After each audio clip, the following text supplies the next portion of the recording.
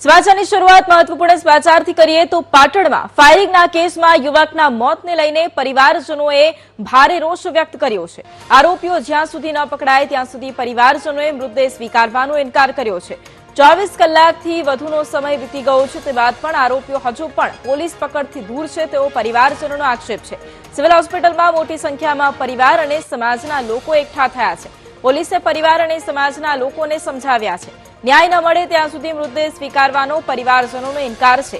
નીલમ cinema પાસે થયેલા ફાયરિંગમાં યુસુફ નામના યુવકનું મોત નીપજ્યું હતું। જૂની અદાવતમાં ઝહીર ખોખર અને અન્ય 2 શખ્સોએ ફાયરિંગ કર્યું હતું। तो मैं नाम हमारा भाई ने 3-4 पण गोलियों मारी बरोबर है।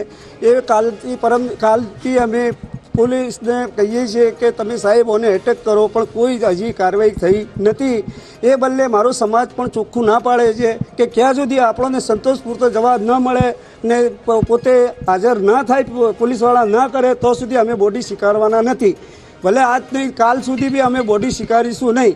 અમે બધા સમાજ લોકો ભેગી થઈને મારા ભાઈ ભત્રીજા મારા મોટા વડીલો એ પણ બધા મારે સાથ સરકાર છે ને પોલીસની એક જ માંગણી છે મારે કે પોલીસ દુનિયાના ખૂણામાંથી ગમેમાંથી એને પકડીને કડીથી કડી સજા અપાવે।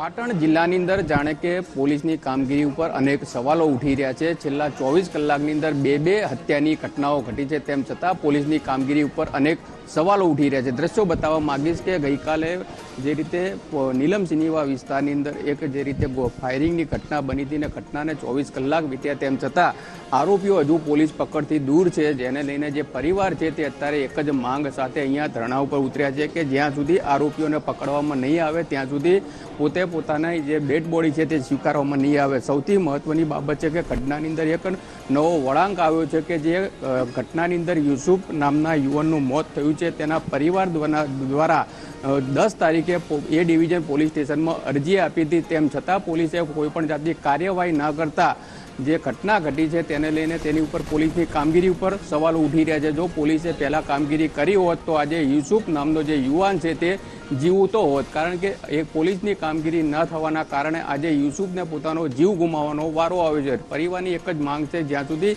આરોપીઓ ન ઝડપાય ત્યાં સુધી પોતે પોતાની જે ડેડ બોડી છે તે સ્વીકારવાનો ઇનકાર કરી રહ્યા છે। ભરત પ્રજાપતિ, વીટીવી ન્યૂઝ, પાટણ।